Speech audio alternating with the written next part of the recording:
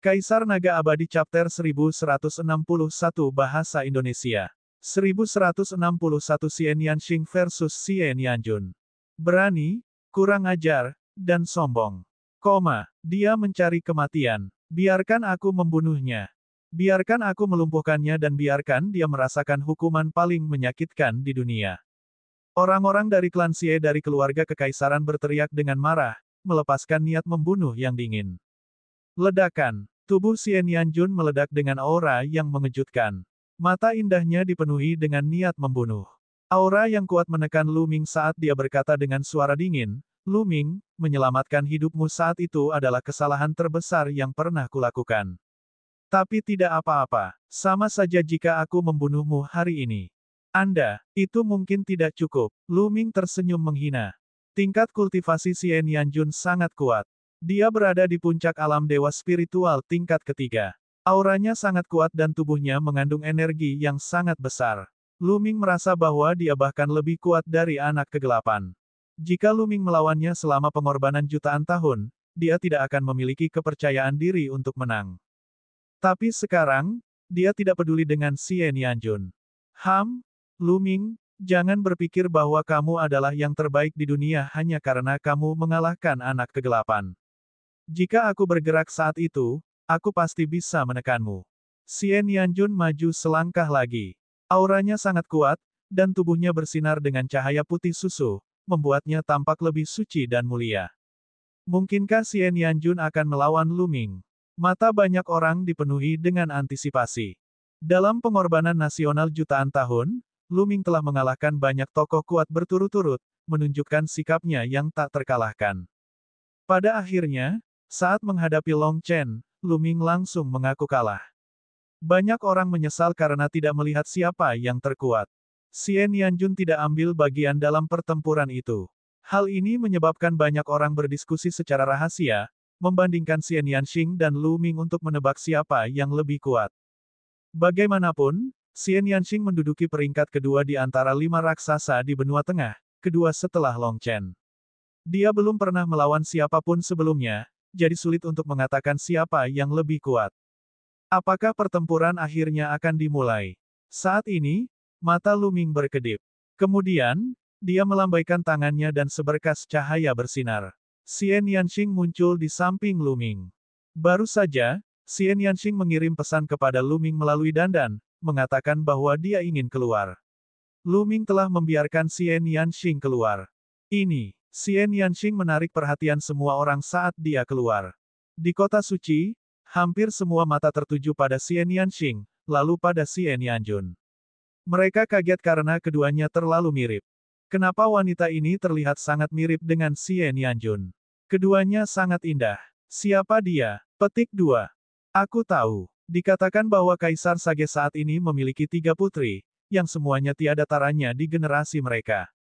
Di antara mereka, putri ke-16 telah disembunyikan oleh keluarga kerajaan karena ia dilahirkan dengan garis keturunan asing. Gadis ini seharusnya menjadi putri ke-16. Ketiga putri Kaisar Sage saat ini sungguh sangat cantik. Kecantikan putri ke-16 ini tidak kalah dengan 5 wanita cantik sama sekali. Entah bagaimana bakat bela dirinya. Petik 2. Gelombang diskusi datang dari lingkungan sekitar.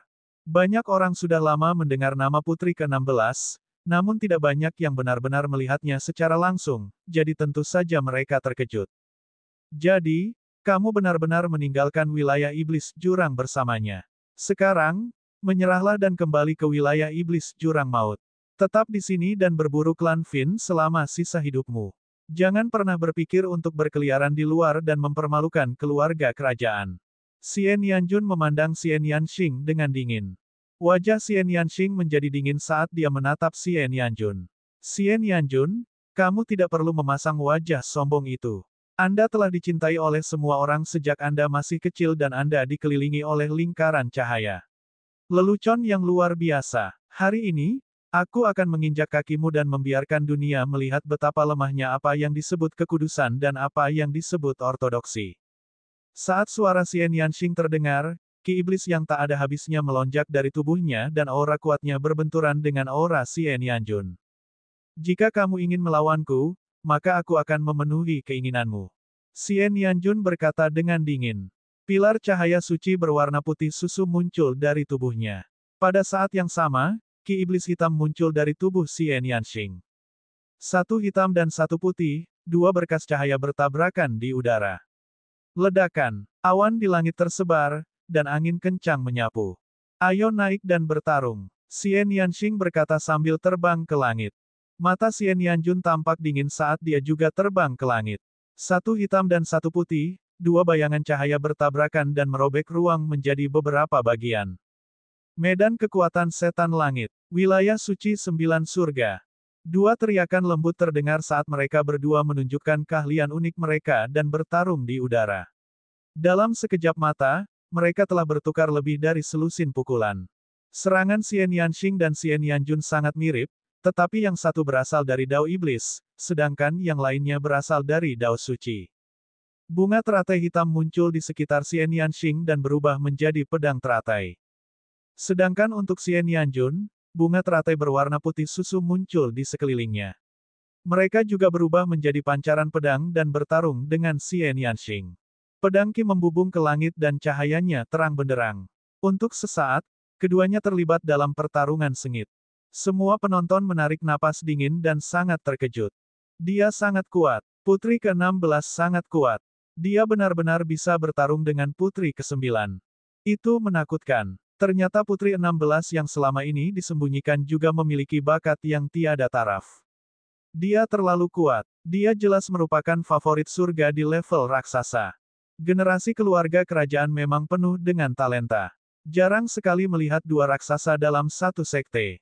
Saya benar-benar tidak mengerti. Favorit surga dengan bakat tak tertandingi seperti dia sedang ditekan oleh keluarga kekaisaran dan klan Xie. Jika ada kekuatan lain yang memiliki favorit surga seperti dia, mereka akan melakukan apa saja untuk mengasuhnya. Dia akan menjadi kaisar yang tak tertandingi di masa depan. Suara diskusi menyebar, terutama ke telinga keluarga kekaisaran Xie. Itu sangat kejam. Apa gunanya bakat seorang mutan? Dia harus ditindas selamanya, kalau tidak dia akan menjadi pengkhianat. Xie Zhen dengan dingin mendengus. Dia mengertakkan gigi di dalam hatinya, tapi ada sedikit ketakutan di matanya. Xian Yanxing terlalu berbakat. Semakin berbakat dia, semakin takut dia dan semakin dia ingin Xian Yanxing mati. Saat dia merenungkan hal ini, pandangan Xie Zhen tertuju pada Luming. Itu semua karena Luming. Dia tidak tahu metode apa yang digunakan Luming untuk menyelamatkan Xian Yanxing dari jurang alam iblis. Luming, aku menyarankanmu untuk menyerah. Anda tidak akan bisa melarikan diri hari ini. Menyerahlah dan aku akan memberimu kematian secepatnya.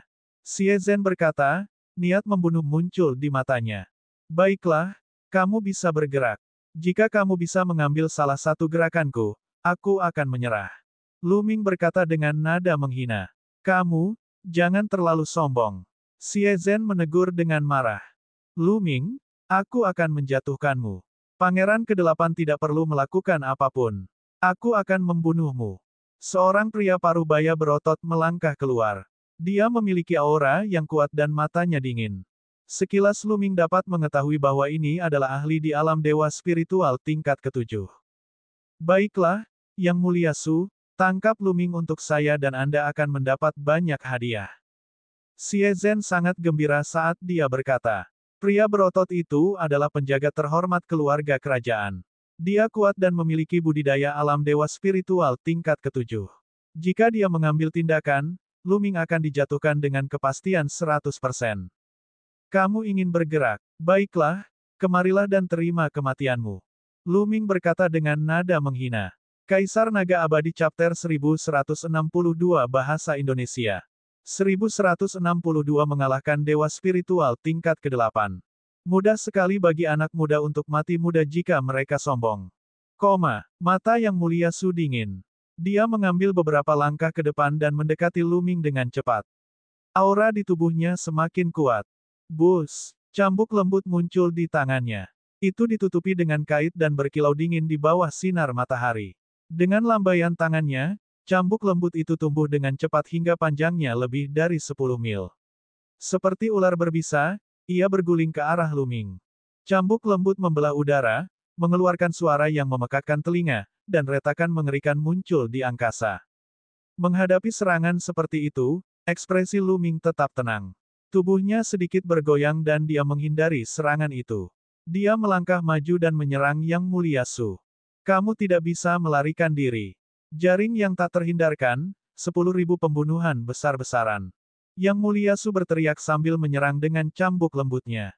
Seperti naga asli yang berputar-putar di udara, ia berubah menjadi lapisan bayangan cambuk yang membungkus Lu Ming seperti jaring yang tak terhindarkan, menutup semua rute pelariannya. Mengapa saya harus melarikan diri? Hancurkan saja. Suara tenang terdengar. Dari dalam tubuh Lu Ming, auman naga terdengar. Inti esensialnya mendidih saat dia melayangkan pukulan. Ledakan. Pukulan ini sepertinya mendorong seluruh ruang ke depan, menyebabkannya meledak. Kekuatan tinju yang menakutkan meluncur menuju bayangan cambuk yang berat. Bayangan cambuk itu langsung runtuh, berubah menjadi pecahan yang tersebar ke segala arah, seperti dahan pohon yang patah. Kekuatan mengerikan itu bahkan mengikuti cambuk lembut itu dan bergegas menuju Yang Mulia Su. Ekspresinya berubah drastis, dan tubuhnya gemetar saat dia mundur. Bus! Sesosok melintas dan tiba-tiba muncul di hadapannya. Tidak baik. Hati Yang Mulia Su bergetar dan tanpa sadar dia melayangkan pukulan. Dia ingin mundur, tapi sudah terlambat. Ledakan. Sekali lagi, Lu Ming melancarkan pukulan secepat kilat. Pukulan itu mengenai dada Yang Mulia Su. Arg! Yang Mulia Su berteriak putus asa saat seluruh tubuhnya meledak. Bahkan dewa rohaninya pun tidak luput. Kekuatan melahap meledak dan menyelimuti Yang Mulia Su. Esensi, energi, dan jiwanya semuanya dilahap oleh Lu Ming. Pesuruhmu sudah mati. Apakah kamu tidak akan bertarung secara pribadi? Petik 2. Lu Ming bersikap dingin dan acuh tak acuh saat dia memandang Xie Zhen dengan jijik. Hal ini membuat Xie Zhen mengertakkan gigi, namun di dalam hatinya, dia juga sangat terkejut. Seorang ahli di alam dewa spiritual tingkat ke-7 sebenarnya dibunuh oleh Lu Ming dengan begitu mudah. Kekuatan tempur Lu Ming terlalu menakutkan, bukan? Ekspresi penonton lainnya pun berubah drastis. Kemampuan Lu Ming telah meningkat pesat sejak upacara pengorbanan jutaan tahun. Bakat mengejutkan seperti itu jarang terjadi. Xian Yanjun bukan tandingannya sekarang. Aku ingin tahu bagaimana dia akan menghadapi Long Chen. Saya tidak tahu, tapi sayang sekali. Tidak peduli seberapa berbakatnya Lu Ming, tidak peduli seberapa kuat dia, hasilnya sudah ditentukan. Jangan lupa, ini kota suci. Bahkan jika seorang kaisar datang, dia mungkin tidak bisa pergi, apalagi Lu Ming. Meskipun banyak orang terkejut dengan kekuatan dan bakat tempur Lu Ming, mereka juga merasa kasihan padanya. Ini adalah kota suci. Tidak peduli seberapa kuat Lu Ming, hasilnya sudah diputuskan. Memiliki kekuatan kultivasi dan pertempuran seperti itu di usiamu adalah sesuatu yang jarang terlihat sejak zaman kuno. Saya sungguh mengagumi Anda. Jika kamu bersumpah darah dan menyerah kepada klan Kekaisaran Xie, aku akan memohon kepada Kaisar Suci dan mengampuni nyawamu. Apa yang kamu katakan? Seorang lelaki tua berambut putih melangkah ke udara dan berjalan menuju Lu Ming, tampak seperti seorang sage. Tubuhnya memancarkan aura menakutkan yang beberapa kali lebih kuat dari aura Yang Mulia Su. Puncak alam dewa spiritual tingkat 8. Ada kilatan cahaya di mata Lu Ming. Orang tua berambut putih tidak menyembunyikan budidayanya sama sekali. Lu Ming bisa mengetahuinya secara sekilas. Kamu hanya berada di alam dewa spiritual tingkat ke-8. Apakah Anda berhak meminta kaisar yang bijak untuk mengampuni saya? Kamu benar-benar menganggap dirimu terlalu tinggi. Lu Ming mengerucutkan bibirnya dengan santai dan berkata dengan nada meremehkan. Setidaknya ini sebuah kesempatan, bukan? Jika kamu menolak, kamu bahkan tidak akan punya kesempatan. Diremehkan oleh Lu Ming, kilatan tajam muncul di mata tetua berambut putih itu saat dia berbicara dengan suara yang dalam. Hehe, hanya kamu. Saya khawatir dia tidak memenuhi syarat. Lu Ming tersenyum, rasa jijiknya semakin bertambah. Betapa sombongnya. Anda tidak akan mendapat peluang jika saya menyerang. Mata lelaki tua berambut putih itu dipenuhi amarah.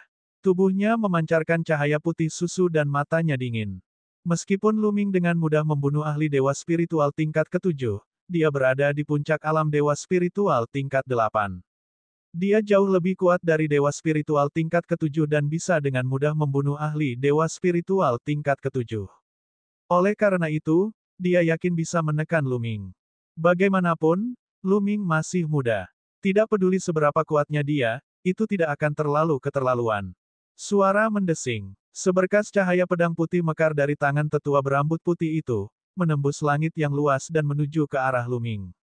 Pedang ini tajam, kejam, menakjubkan, dan menakutkan. Hanya dengan satu serangan, dia sudah lebih kuat dari Yang Mulia Su, yang berada di alam dewa spiritual tingkat ketujuh. Raungan naga bergema dari dalam tubuh Lu Ming. Garis keturunan ketiga muncul di atas kepalanya, dan gelombang energi melonjak ke tubuh Lu Ming, menyebabkan kekuatannya meningkat secara eksplosif. Bang! Dia mengambil satu langkah ke depan dan menyerang dengan telapak tangannya. Kekuatan telapak tangan sangat mengejutkan. Itu menembus langit dan membentuk bilah telapak tangan menakutkan yang menebas cahaya pedang putih milik lelaki tua itu. Bus! Terjadi ledakan tajam dan sinar pedang putih menghilang. Lu Ming bergegas menuju orang tua itu. Ekspresi lelaki tua itu sedikit berubah. Pedang panjang di tangannya terus-menerus ditusukkan, dan aliran cahaya pedang seputih salju, seperti cahaya kristal cemerlang, ditujukan ke Lu Ming. Kilatan pedang itu pekat dan tak berujung saat mengalir ke arah Lu Ming.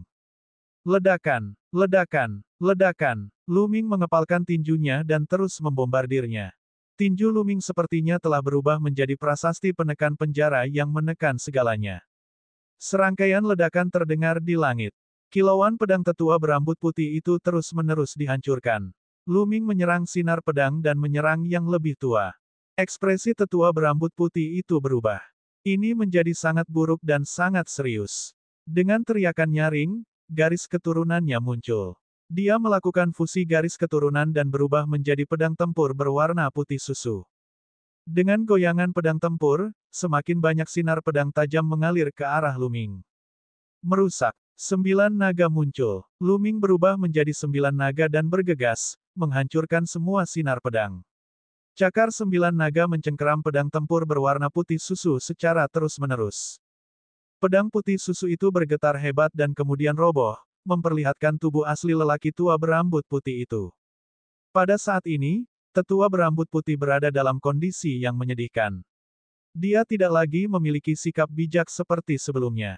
Rambutnya acak-acakan, pakaiannya compang camping, dan jubah putihnya berlumuran darah.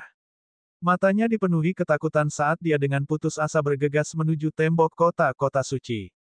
Pada saat ini, di kota suci, banyak orang yang melihat pemandangan ini menarik napas dalam-dalam dan sangat terkejut. Bahkan seorang ahli di puncak alam dewa spiritual tingkat 8 telah dikalahkan. Dia terluka parah oleh Lu Ming dan harus melarikan diri demi hidupnya dalam keadaan yang menyedihkan. Ini terlalu sulit dipercaya. Jika mereka tidak melihatnya dengan mata kepala sendiri, mereka tidak akan mempercayainya. Seorang pemuda yang belum genap berusia 30 tahun mampu melukai parah seorang ahli tua di alam dewa spiritual tingkat 8. Contoh seperti itu jarang tercatat di benua hutan belantara surgawi sejak zaman kuno. Ini sudah melampaui akal sehat dan terlalu menakutkan. Kini, banyak orang yang curiga apakah Long Chen yang dikenal sebagai pemain nomor 1 dunia itu masih bisa menandingi Lu Ming. Di langit, Xian Yanjun, yang bertarung dengan Xian Yanxing, secara alami merasakan pemandangan ini. Hatinya bergetar dan matanya menunjukkan ekspresi tidak percaya. Kemampuan bertarung Lu Ming telah jauh melampaui dirinya. Meskipun dia bangga, dia merasa sulit untuk menerimanya. Kaisar Naga Abadi Chapter 1163 Bahasa Indonesia 1163 Bab 1163 Menolak Makhluk Tertinggi. Kamu terganggu, Xian Yanxing berteriak dan melancarkan badai serangan, menekan Xian Yanjun sejenak. Xian Yanjun dengan cepat mengingat kembali pikirannya dan bertarung dengan Xian Yanxing. Di bawah, Lu Ming berubah menjadi 9 naga dan mengejar tetua berambut putih. Karena kamu akan pergi berperang, kamu harus bersiap untuk dibunuh. Suara Lu Ming keluar dari mulut 9 naga saat mereka melangkah keluar dengan cakarnya. Tubuh besar ke-9 naga itu bagaikan kilat, sangat cepat saat mereka mendekati lelaki tua berambut putih itu. Selamatkan aku. Melihat bahwa dia akan ditangkap oleh 9 naga, Lelaki tua berambut putih itu berteriak ngeri dan menjadi parau. Dia sama bingungnya dengan anjing liar, dan dia tidak peduli dengan sikapnya sebagai orang yang kuat. Saat ini, hidupnya lebih penting. Membunuh. 9 naga itu meraung dan mengulurkan cakarnya. Sebuah kekuatan dahsyat meledak di tubuh lelaki tua berambut putih itu, hampir menembusnya. Dia memuntahkan seteguk darah dan matanya semakin ketakutan. Membantu. Lelaki tua berambut putih itu berteriak sekuat tenaga, seperti gadis tak berdaya menghadapi sekelompok bandit ganas. Masih belum berhenti, kamu sedang mencari kematian. Kamu mendekati kematian. Raungan marah datang dari tembok kota suci. Sesosok tubuh tinggi bergegas keluar, dan aura yang luas dan tak terduga meledak. Karena diselimuti aura ini, semua orang merasa sulit bernapas. Sebuah batu besar menekan hati mereka, dan mereka merasa bahwa bencana besar akan segera terjadi. Seniman bela diri tertinggi. Sebuah kata muncul di hati setiap orang. Ini adalah seniman bela diri tertinggi. Seniman bela diri tertinggi dari keluarga kekaisaran telah mulai bergerak. Terima kasih, Qiyu. Lu Ming dapat mengetahui dengan sekali pandang bahwa orang yang menyerang adalah paman kekaisaran Xie Zhen, adik dari kaisar suci saat ini, Xie Qiyu. Dia adalah makhluk tertinggi. Kamu berani kurang ajar di kota suci. Aku akan melumpuhkanmu sekarang. Suara dingin Xie Qiyu terdengar dari mulutnya saat dia mengirimkan serangan telapak tangan. Jejak telapak tangan besar terbentuk dari udara tipis dan menutupi langit saat terbang menuju Lu Ming. Di depan cetakan telapak tangan ini, Lu Ming sekecil semut. Namun, ekspresi Lu Ming tetap tenang dan tidak ada gejolak di matanya. Ini karena pada saat ini, ada gelombang energi kuat yang mengalir ke tubuh Lu Ming. Itu adalah energi Xie Luan. Jadi bagaimana jika kamu adalah seniman bela diri tertinggi? Xie Qiyu, kamu tidak akan bisa menyelamatkannya hari ini. 9 naga melolong saat mereka mencakar telapak tangan Xie Tianyu. Apa? Dia berani menerima serangan autark secara langsung. Dia mencari kematian, dia mencari kematian. Dia tidak punya pilihan lain selain mati secara heroik. Mati di tangan Paragon adalah kehidupan yang layak dijalani. Banyak orang mengira Lu Ming sudah kehabisan akal dan lebih memilih dibunuh oleh seniman bela diri tertinggi dan mati secara heroik. Beberapa orang bahkan menghela nafas. Apakah ini akhir dari kejeniusan langka di benua hutan belantara surgawi? Namun adegan selanjutnya membuat mereka tercengang, mata mereka hampir melotot. Ledakan, ledakan. Ketika cakar naga 9 naga mendarat di telapak tangan Xie Qiyu, pemandangan Lu Ming dihancurkan menjadi potongan-potongan yang diharapkan semua orang tidak muncul. Sebaliknya, saat cakar naga menyerang, langit dan bumi berguncang. Telapak tangan Xie Qiyu benar-benar ditembus oleh cakar naga 9 naga dan roboh dengan suara keras. Ini, semua orang tercengang saat mereka melihat pemandangan itu dengan tidak percaya. Lu Ming tidak hanya memblokir serangan yang maha tinggi, tapi dia juga mengalahkannya. Bagaimana ini mungkin? Apa yang sedang terjadi? Kebanyakan orang benar-benar tercengang. Bus. Setelah menghancurkan telapak tangan Xie Qiyu, 9 naga mengulurkan cakarnya lagi. Cakar naga besar muncul dari udara tipis di atas kepala lelaki tua berambut putih itu dan mencakarnya. Orang tua berambut putih itu hampir mencapai puncak tembok kota. Dia baru saja menghela nafas lega ketika pupil matanya tiba-tiba melebar. Dia meraung putus asa, tidak. Bang! Pada saat berikutnya, dia dihancurkan sampai mati oleh cakar naga. Aku sudah mengatakannya sebelumnya, karena kamu telah memasuki pertempuran, kamu harus mati. 9 naga menyusut dan berubah menjadi wujud asli Lu Ming. Lu Ming berkata dengan suara dingin. Banyak orang terkesiap, terutama Xie Zhen. Dia merasa kedinginan dan wajahnya pucat saat dia menatap Lu Ming dengan ketakutan. Seorang ahli alam dewa spiritual tingkat 8 puncak pertama kali terluka parah dan harus melarikan diri demi hidupnya dalam keadaan yang menyedihkan. Namun, dengan bantuan yang maha tinggi, dia masih dibunuh oleh Lu Ming di tempat. Betapa sombongnya, betapa sombongnya, betapa sombongnya. Makhluk jahat, kamu sedang mencari kematian. Xie Qiyu berteriak dengan marah. Niat membunuhnya sangat dingin dan padat, seolah-olah akan segera terwujud. Aura menakutkan memenuhi udara, dan tekanan yang menghancurkan bumi dari yang maha tinggi menyebar ke arah Lu Ming. Lu Ming tersenyum dan mundur dengan cepat. Tekanan Xie Qiu tidak bisa menghentikannya sama sekali. Membunuh. Xie Qiu berteriak dan hendak melancarkan serangan seperti kilat. Qiu, hentikan. Pada saat ini, sebuah suara agung terdengar. Setelah mendengar suara ini, Xie Qitian sedikit terkejut dan berhenti. Langit tiba-tiba terbelah, dan 3 sosok keluar dari celah spasial. Orang yang memimpin itu tinggi dan kekar, memancarkan keagungan yang tak terbatas. Kaisar Suci, kami memberikan penghormatan kepada Kaisar Bijak. Banyak orang dengan cepat memberi hormat. Pria ini tidak lain adalah Kaisar Bijak, Xie Qitian. Di kiri dan kanan Xie Qitian berdiri 2 orang tua berambut putih. Kebanyakan orang pernah melihatnya selama upacara pengorbanan jutaan tahun. Mereka juga merupakan 2 kaisar. 3 penguasa pindah. Hati banyak orang bergetar. Pada saat yang sama, mereka dipenuhi dengan keraguan yang tak ada habisnya. Apakah Kaisar Bijak perlu muncul secara pribadi hanya untuk Luming? Apalagi ada 2 kaisar lainnya. Xie Qitian dan kedua penguasa melangkah maju, menghentikan pertempuran antara Xie Nianxing dan Xie Nianjun. Aku akan mengampunimu hari ini.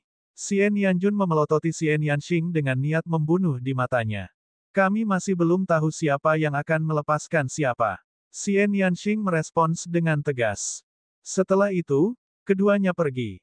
Xie Nianxing kembali ke sisi Luming sementara Xie Nianjun kembali ke sisi Xie Qitian. Xie Qitian memandang Xie Nianxing dengan ekspresi rumit. Kemudian, pandangannya tertuju pada Luming. Dengan tatapan serius, dia berkata, "Karena kamu di sini, kenapa kamu tidak keluar? Mengapa kamu bersembunyi?" Kata-kata Xie Qitian mengejutkan banyak orang. Mungkinkah target Xie Qitian adalah orang lain? Ki Iblis merembes keluar dari tubuh Luming. Pada akhirnya, Ki Iblis berkumpul di sekelilingnya dan memadat menjadi sosok manusia. Itu adalah Xie Luan. Benar-benar ada seseorang di sini. Beberapa dari mereka punya ide.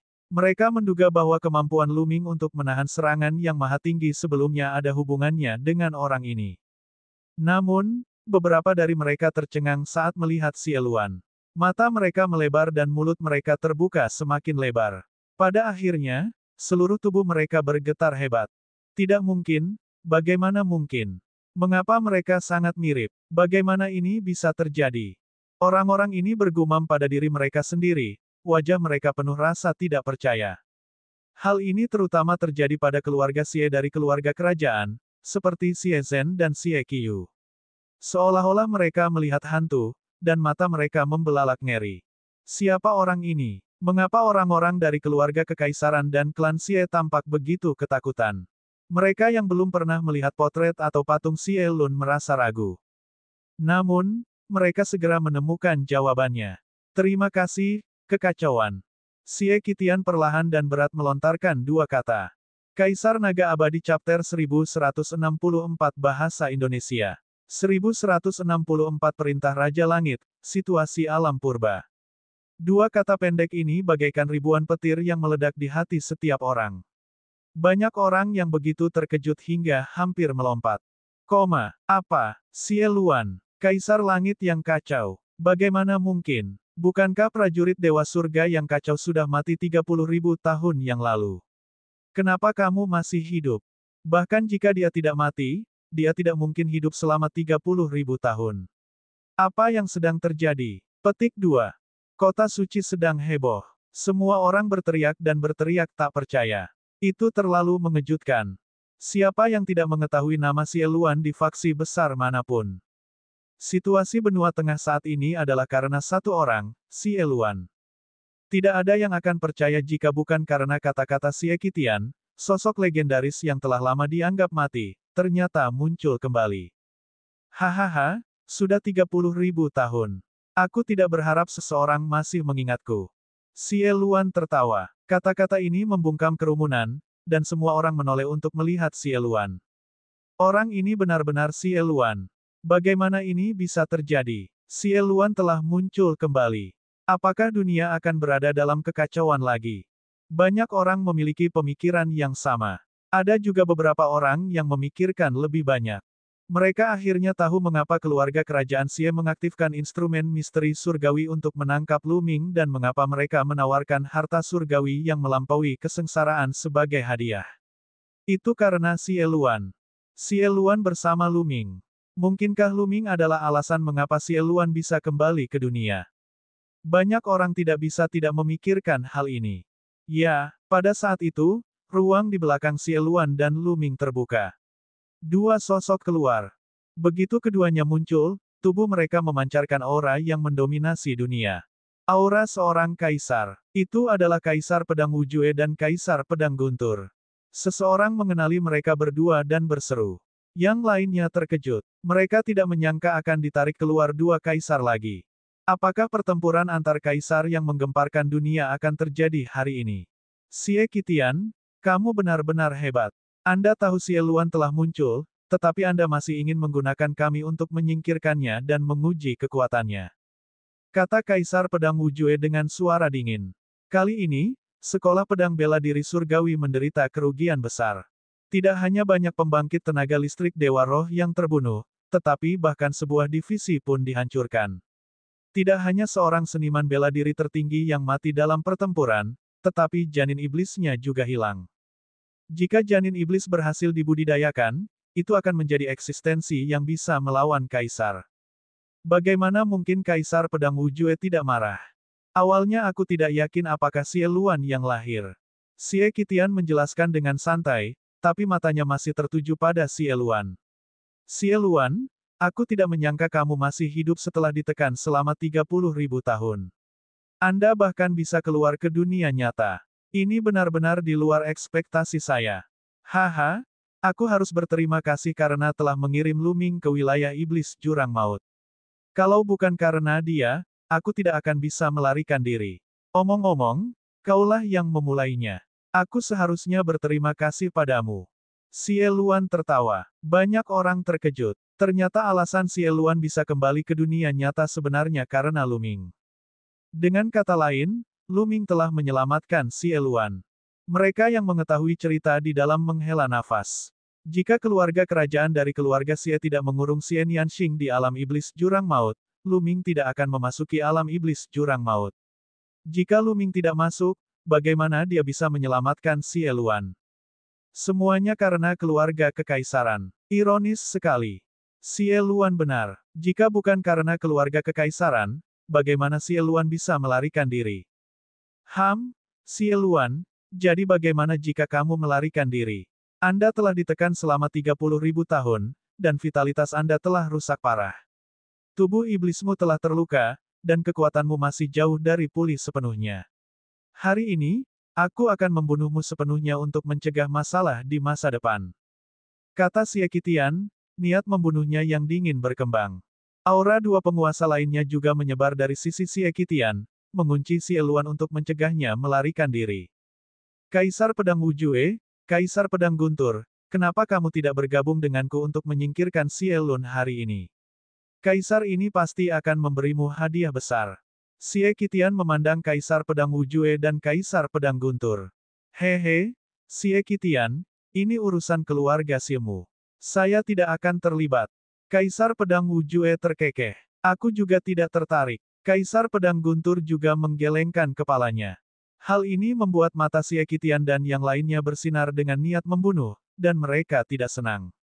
Mereka tahu apa yang dipikirkan Kaisar Pedang Wujue dan Kaisar Pedang Guntur. Jika keluarga kekaisaran Xie menderita kerugian dalam pertempuran dengan Xie Luan, atau bahkan kedua belah pihak menderita kerugian besar, itu akan menjadi hal yang baik bagi tuan lainnya. Mereka dapat mengambil kesempatan untuk melemahkan keluarga kekaisaran Xie, atau bahkan menghancurkan mereka. Mengapa mereka membantu klan Xie? Haha, Junior, aku tidak datang ke sini hari ini untuk bertarung denganmu.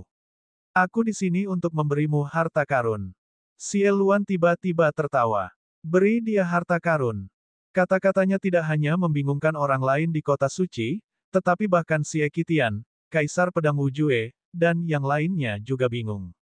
Xie Luan, apa yang kamu coba lakukan? Xie Qitian berkata dengan nada serius. Dalam catatan kuno klan Xie, Xie Luan tidak hanya tak tertandingi dalam kekuatan pertempuran, tetapi juga dalam strategi.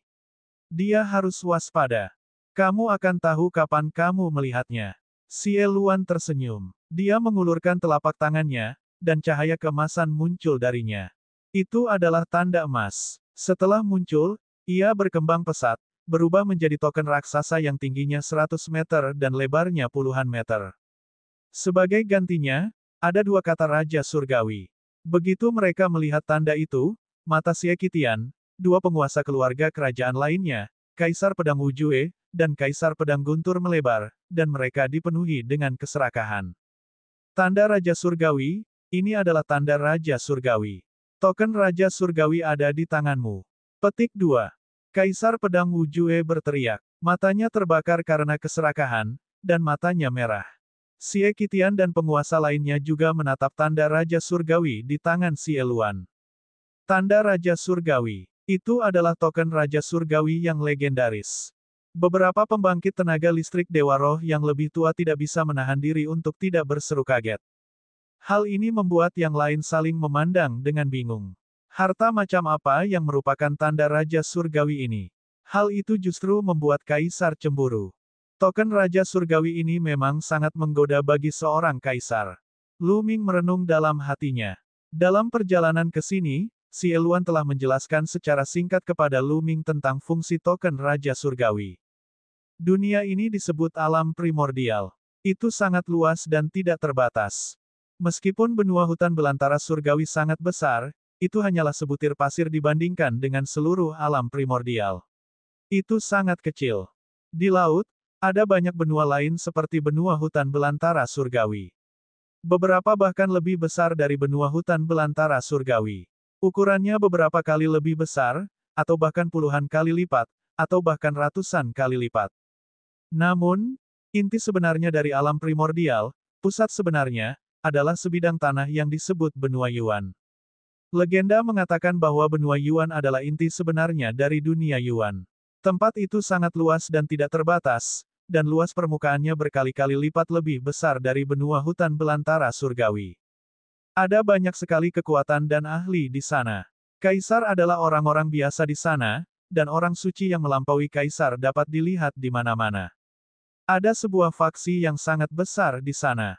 Faksi itu bukanlah sesuatu yang bisa dibandingkan dengan apa yang disebut faksi Tuan di benua hutan belantara surgawi.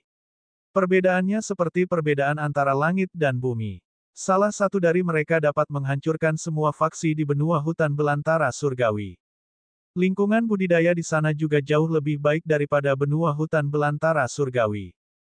Kaisar Naga Abadi Chapter 1165 Bahasa Indonesia 1165 Bab 1165 Kaisar yang Jatuh. Lingkungan budidaya di benua hutan belantara surgawi terlalu buruk bagi seorang kaisar bela diri. Berkultivasi di benua hutan belantara surgawi, kaisar bela diri tidak dapat menerobos atau berkembang. Di benua Yuan, kaisar bela diri bisa terus menerobos. Namun, hal itu juga sangat berbahaya di benua Yuan. Ada banyak tempat terlarang dan terlalu banyak keberadaan kuat. Sangat berbahaya bagi kaisar bela diri untuk berjalan di benua Yuan. Dia bisa mati kapan saja. Legenda mengatakan bahwa dalam sejarah benua hutan belantara dewa, ada juga kaisar bela diri yang mencari benua Yuan untuk menerobos. Mereka ingin bercocok tanam di sana, tetapi semuanya mati. Untuk menumbuhkan perdamaian di benua Yuan, seseorang harus bergabung dengan kekuatan besar dan mencari perlindungan. Namun, kondisi untuk merekrut murid terlalu keras. Kaisar biasa tidak layak mendapat perhatian mereka. Hanya kondisi khusus yang memungkinkan mereka untuk bergabung. Raja Kursi Surga adalah salah satu kekuatan besar di benua Yuan. Token Raja Surgawi adalah sejenis token yang dikeluarkan oleh Balai Raja Surga. Selama seseorang memegang token Raja Surgawi, bahkan jika bakatnya sedikit lebih lemah, seseorang masih bisa bergabung dengan Balai Raja Surga dan berkultivasi di sana. Menurut Xie Luan, token Raja Surgawi awalnya milik klan Kekaisaran Xie. Keluarga kerajaan Xie bisa makmur untuk waktu yang lama karena mereka memiliki token Raja Surgawi. Setiap generasi kaisar telah bergabung dengan Balai Raja Surgawi, sehingga mereka mampu mendominasi benua hutan belantara surgawi selama 1.000.000 tahun.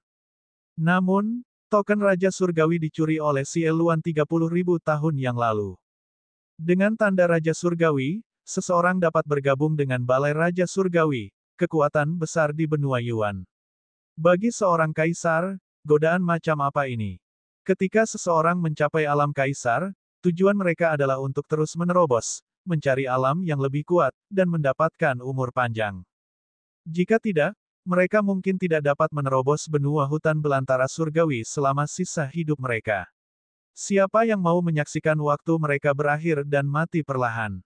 Meskipun dia bisa menguasai suatu wilayah di benua hutan belantara surgawi, semua ini hanyalah ilusi. Setelah waktunya habis, dia akan menjadi debu. Bagi seorang seniman bela diri, hanya wilayah dan kekuatan mereka yang benar. Jika mereka punya pilihan, sebagian besar penguasa akan memilih pergi ke benua Yuan dan bergabung dengan kekuatan besar untuk mencari wilayah yang lebih kuat. Sayangnya, jika dia tidak bisa bergabung dengan kekuatan besar dan menuju ke benua Yuan, kemungkinan kematiannya terlalu tinggi. Oleh karena itu, para kaisar dari benua hutan belantara surgawi tetap berada di jalan hutan belantara surgawi. Jika tidak, mereka akan pergi ke benua Yuan untuk bercocok tanam. Token Raja Surgawi adalah sebuah peluang, dan itu adalah godaan fatal bagi para kaisar. Sebelumnya, ketika Luming mendengar semua ini, dia juga terkejut. Lautan ternyata jauh lebih menarik dan misterius dari yang ia bayangkan. Jika ada kesempatan, Luming pasti akan pergi ke luar negeri dan mengunjungi Yuan Lu. Xie Luan, token Raja Surgawi awalnya milik keluarga kerajaan Xie. Sekarang, cepat berikan aku tanda Raja Surgawi. Hati Xie Qitian tidak bisa tenang lagi. Dia menatap token Raja Surgawi dengan sungguh-sungguh dan berteriak. Xie Qitian, keluarga Xie Anda telah mengendalikan token Raja Surgawi selama 1 juta tahun. Sekarang, saatnya kekuatan lain untuk mengendalikannya. Xie Luan, berikan aku token Raja Surgawi dan aku akan melakukan yang terbaik untuk membuatmu tetap aman. Kaisar Pedang Wujue juga berteriak. Serahkan padaku, aku bersedia membentuk aliansi denganmu. Kaisar Pedang Guntur juga berteriak. Mereka terlalu tergoda dan benar-benar kehilangan rasa kesopanan. Jika mereka dapat memperoleh token Raja Surgawi, mereka akan segera meninggalkan benua hutan belantara surgawi dan pergi ke luar negeri untuk mencari benua Yuan dan bergabung dengan Raja Kursi Surga untuk bercocok tanam. Adapun murid-murid mereka, bagaimana mereka bisa membandingkan masa depan mereka dengan masa depan mereka sendiri? Tidak peduli seberapa kuat keluarga kerajaan dan keluarga Xie, mereka bisa pergi begitu saja tanpa sepatah kata pun. Kamu ingin tanda Raja Surgawi dari keluarga Xie-ku. Kamu harus dihancurkan. Xie Qitian berteriak, dan bersama dengan 2 kaisar dari keluarga kekaisaran, mereka menyerang Xie Luan. Senyuman muncul di sudut mulut Xie Luan, lalu dia tiba-tiba melemparkan token Raja Surgawi ke arah Kaisar Pedang Wujue. Tanda Raja Surgawi, ini dia. Xie Luan menjerit. Ki iblisnya menyapu Luming dan Xian Yanxing, menarik mereka ke samping. Tanda Raja Surgawi adalah milikku. Kaisar Pedang Wujue sangat gembira. Dia mengulurkan tangannya dan mengambil token Raja Surgawi. Jangan pernah berpikir tentang itu, ini milikku. Di sampingnya, Kaisar Pedang Guntur mengungkapkan cahaya serakah. Cahaya saber terang yang terbungkus ribuan Thunderbolt menebas ke arah Kaisar Pedang Wujue. Guntur, kamu sedang mencari kematian. Kaisar Pedang Wujue sangat marah, dan cahaya pedang besar meledak, menebas ke arah Kaisar Pedang Guntur. Ledakan, cahaya pedang dan cahaya pedang petir bertabrakan, dan langit dipenuhi dengan pedang ki dan energi pedang. Ruang itu terkoyak seperti jaring laba-laba, menutupi seluruh langit. Beberapa hentakan pedang ki dan pedang ki merembes keluar dan menebas tanah di bawahnya. Tanah langsung terbelah, dan beberapa jurang besar berukuran lebih dari 10.000 lilong muncul. Sangat menakutkan. Pada saat ini, kota suci bersinar, dan perisai cahaya muncul, menghalangi kekuatan di luar. Jika tidak, seluruh kota suci tidak akan mampu menahan beberapa putaran kekacauan. Serahkan token Raja Surgawi. Xie Qitian dan 2 kaisar dari keluarga kerajaan menerkam Kaisar Pedang Wujue dan melancarkan serangan terkuat mereka. Cahaya suci memenuhi dunia. Di langit, seolah-olah beberapa matahari putih telah muncul. Seluruh kota suci diselimuti oleh cahaya suci berwarna putih susu, begitu menyilaukan sehingga orang tidak bisa membuka mata. Ledakan, ledakan, ledakan. Sepertinya ada gempa berkekuatan 10 skala Richter di langit dan bumi. Seluruh ruang ditembus. Luming melihat ke kejauhan dan hanya bisa melihat beberapa sosok bertarung dengan liar. Mereka bertarung tinggi di langit dan kemudian menuju ruang gelap. Suara mendesing. Cahaya pedang secara tidak sengaja tumpah dan menusuk ke tanah. Lubang pedang yang sangat dalam tiba-tiba muncul di tanah. Setelah beberapa saat, lahar benar-benar menyembur keluar. Pedang itu telah menembus kerak bumi. Pertempuran antar kaisar adalah pembantaian yang gila-gilaan. Adegan itu terlalu mengejutkan. Di kota suci, banyak orang memandang dengan linglung, terpana oleh pemandangan yang begitu menakutkan. Jika bukan karena kota suci yang memiliki susunan pelindung yang sangat kuat, mereka tidak akan berani berdiri di sini sama sekali. Begitu mereka terkena dampak gempa susulan, itu akan menjadi jalan buntu. Segala sesuatu yang terjadi hari ini di luar dugaan semua orang. Protagonis peristiwa hari ini tidak terlibat, tetapi Siekitian dan kaisar lainnya bertempur sengit. Ayo pergi. Mereka tidak punya waktu untuk memikirkan hal lain. Ayo pergi ke domain kacau dan temukan cadangan yang saya tinggalkan. Ketika saya benar-benar memulihkan kultivasi kaisar saya tidak perlu takut lagi pada mereka. Kata Xie Luan. Kemudian, dia membawa Luming dan Xian Yanxing bersamanya, merobek ruang terbuka, dan menghilang dari tempatnya. 3 hari kemudian, sebuah berita menyebar ke seluruh benua tengah dan bahkan 4 wilayah. 3 hari yang lalu, Luming pergi ke kota suci dan menjadi orang pertama yang menunjukkan kekuatan tempurnya yang menakutkan. Kemudian, prajurit dewa yang jatuh dari surga yang kacau, Xie Luan, terlahir kembali. Dia diselamatkan oleh Luming dari jurang alam iblis, yang menyebabkan pengejaran keluarga kerajaan. Di kota suci, Xie Luan mengeluarkan token Raja Surgawi, yang menyebabkan pertarungan sengit antar kaisar. Pertempuran itu begitu hebat hingga langit dan bumi retak, matahari dan bulan meredup, dan itu sangatlah tragis. Pada akhirnya, Kaisar Pedang Wujue dibunuh oleh keluarga kerajaan dalam pertempuran itu. Kaisar Pedang Guntur melarikan diri dengan luka serius, dan token Raja Surgawi jatuh ke tangan keluarga kerajaan Xie. Begitu berita itu menyebar, banyak orang yang tercengang. Ketika Xie Luan lahir, para kaisar saling bertarung, dan salah satu dari mereka meninggal karenanya. Sudah bertahun-tahun sejak seorang kaisar gugur dalam pertempuran. Tapi sekarang, ada satu. Semua ini karena seorang pemuda, Luming. Kaisar Naga Abadi Chapter 1166 Bahasa Indonesia. 1166 Sebuah pesawat.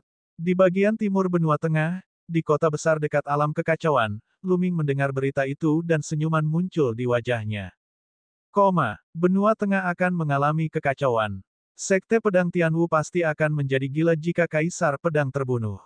Dikatakan bahwa ada 2 kaisar di seluruh sekolah pedang Tianwu.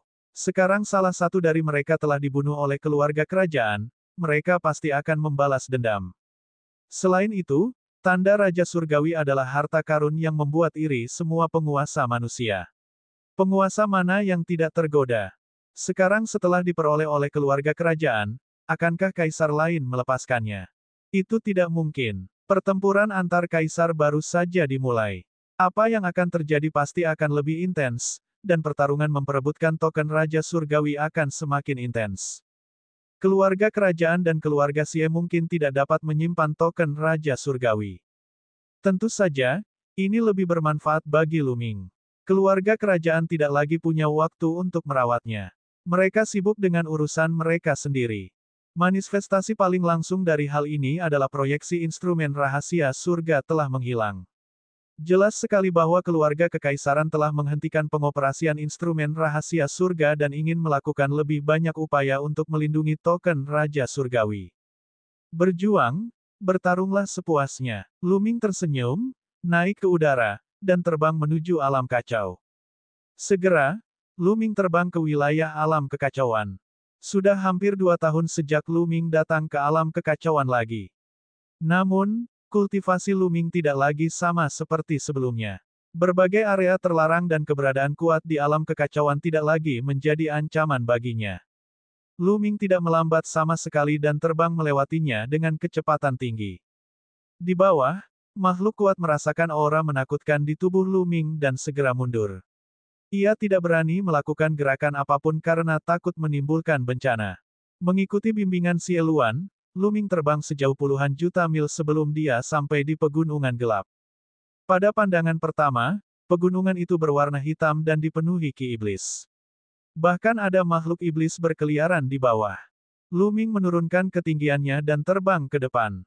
Mengaum, mengaum. Beberapa binatang iblis dengan ki iblis yang kental melolong dan menerkam Luming dengan kilatan mengancam di mata mereka. Luming maju selangkah dan beberapa binatang iblis hancur berkeping-keping. Tubuh Luming memancarkan aura yang menakutkan. Meskipun binatang iblis itu memiliki kecerdasan yang rendah, mereka masih bisa merasakan ketakutan dan mundur. Luming masuk jauh-jauh dan akhirnya sampai di sebuah lubang. Lubang ini radiusnya 100 mil dan sangat dalam sehingga dasarnya tidak terlihat. Demonic Ki terus-menerus merembes keluar dari lubang, sangat padat. Ini adalah tempat yang Ciel Luan sebutkan. Dengan kilatan Ki Iblis, Ciel Luan muncul. Melihat lubang itu, dia bergumam, sudah 30.000 tahun. Aku ingin tahu bagaimana kabar mereka. Ayo pergi. Karena itu, dia segera melompat ke dalam lubang dan Luming mengikutinya. Lubang itu sangat dalam, dan mereka baru mencapai dasar setelah turun sekitar 1000 mil. Di bagian bawah, ada batu ajaib hitam dengan ukiran rune rumit di atasnya. Tangan Ciel Luan bergerak, dan rune memasuki batu iblis. Batu iblis itu mulai bersinar, dan akhirnya retak terbuka, memperlihatkan pusaran gelap. Gerbang luar angkasa. Sekilas Luming tahu bahwa ini adalah gerbang luar angkasa. Ayo pergi. Ciel Luan adalah orang pertama yang masuk ke gerbang spasial, diikuti oleh Luming. Ada kilatan cahaya di angkasa. Saat berikutnya, Luming menemukan bahwa mereka telah muncul di puncak gunung. Melihat ke atas, ada gunung-gunung luas di sekelilingnya, dan ki iblis hitam memenuhi ruangan. Ini adalah sebuah pesawat. Cadangan yang disebutkan Ciel Luan sebenarnya adalah sebuah pesawat. Terlebih lagi, pesawat ini sangat mirip dengan wilayah iblis jurang maut. Ki iblis melonjak, dan langit dan bumi dipenuhi dengan ki iblis, tetapi ki spiritual langit dan bumi dan ki asli sangat tipis. Sosok Xian Yanxing muncul dengan kilatan cahaya di antara kedua alisnya. Xian Yanxing melihat pemandangan di depannya dan sedikit terkejut.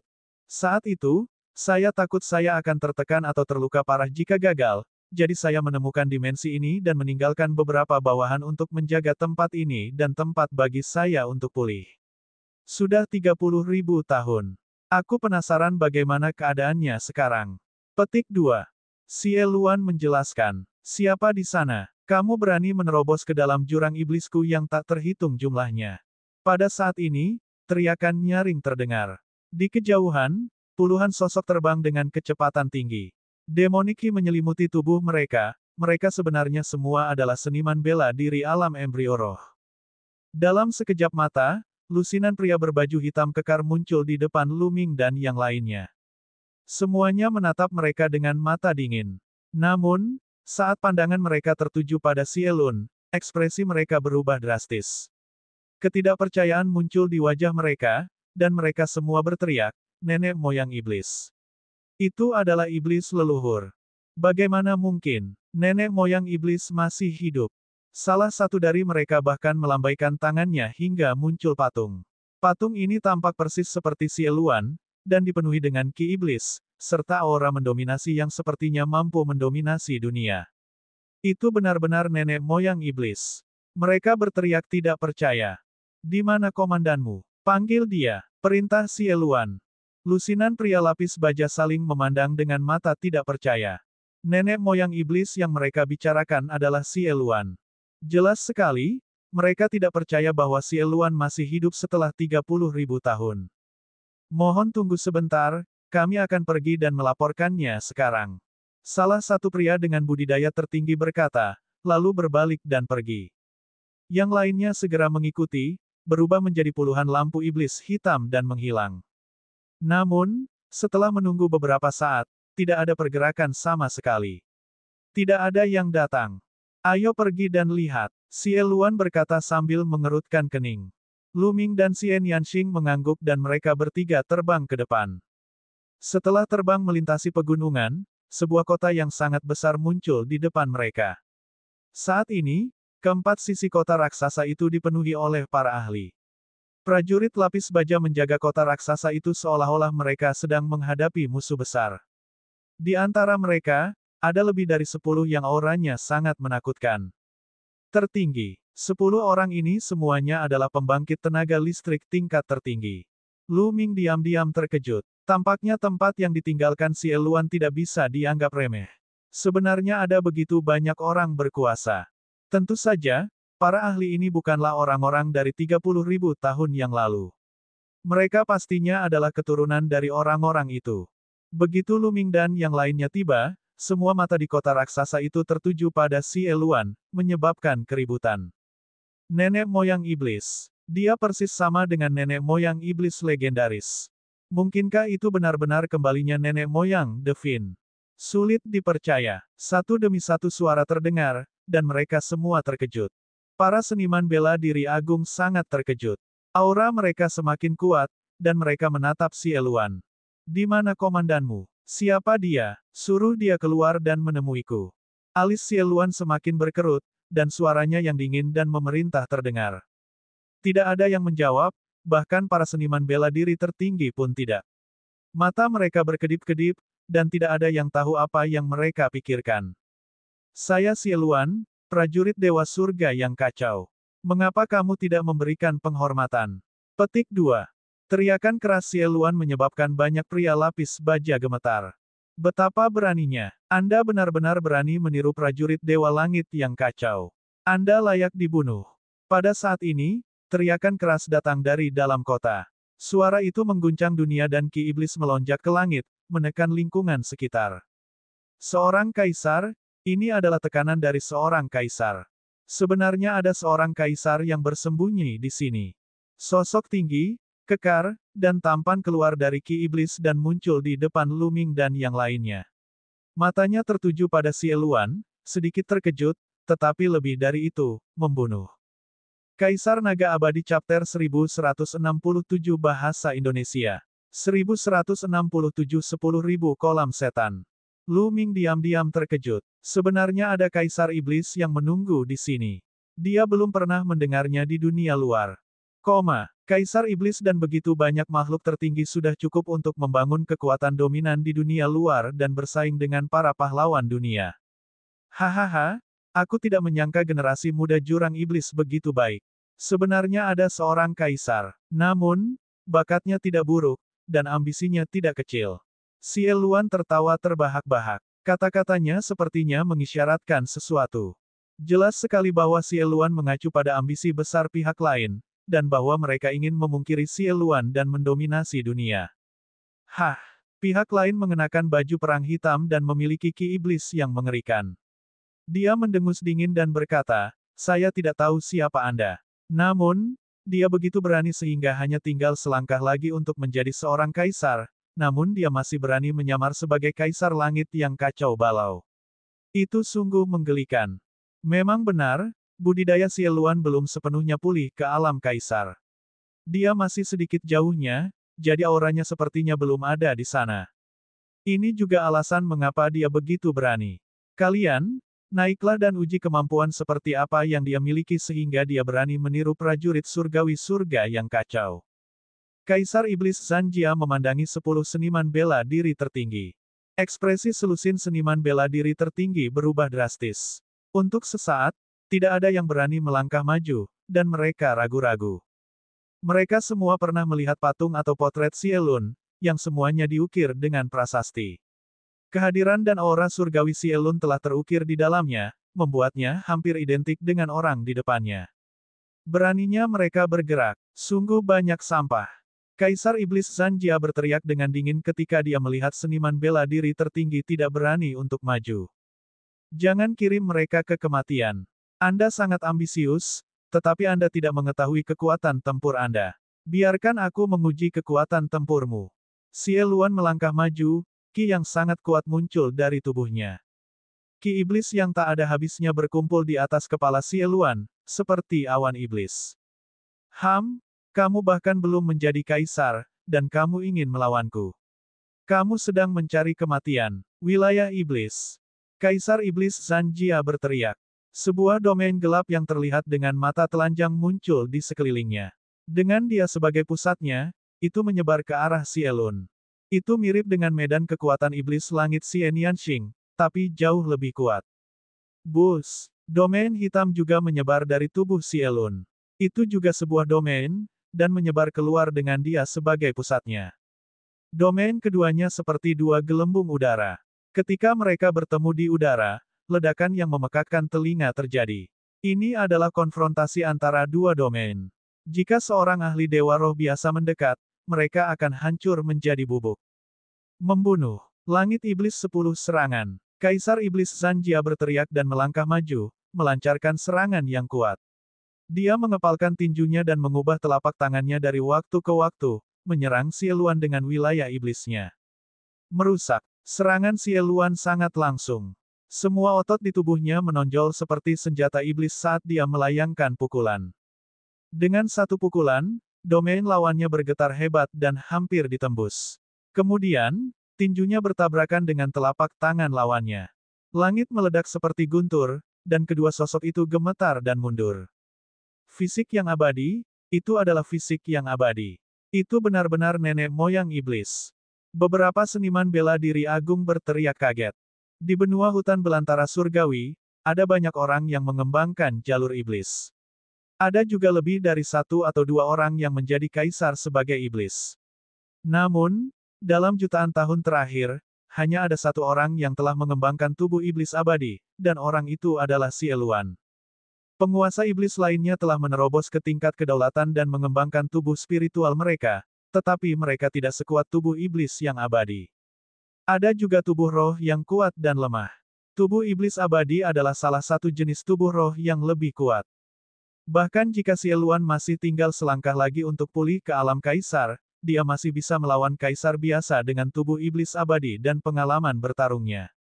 Beberapa orang memiliki keraguan sebelumnya, tetapi setelah tubuh iblis abadi terungkap, tidak ada lagi yang ragu. Seni kekacauan iblis surgawi, ciptakan kekacauan di dunia. Namun, niat membunuh kaisar iblis Zanjia bahkan lebih kuat lagi. Dia melakukan teknik iblis yang tak tertandingi. Ki iblis yang tak ada habisnya berkumpul dan aura mengerikan memenuhi dunia, seolah-olah itu akan menjungkir balikkan dunia. Namun, mata Sieluan tenang, dan bahkan ada sedikit cibiran di dalamnya. Tubuhnya langsung masuk ke dalam ki iblis yang tak ada habisnya. Kamu sedang mencari kematian. Wajah Kaisar Iblis Zanjia berubah menjadi ganas. Dia hendak menyerang Sieluan, tapi tiba-tiba, wajahnya berubah. Ki iblis yang tak ada habisnya mulai bergetar hebat. Tubuhnya juga bergetar hebat. Kemudian, dia mengeluarkan seteguk darah dan wajahnya menjadi pucat.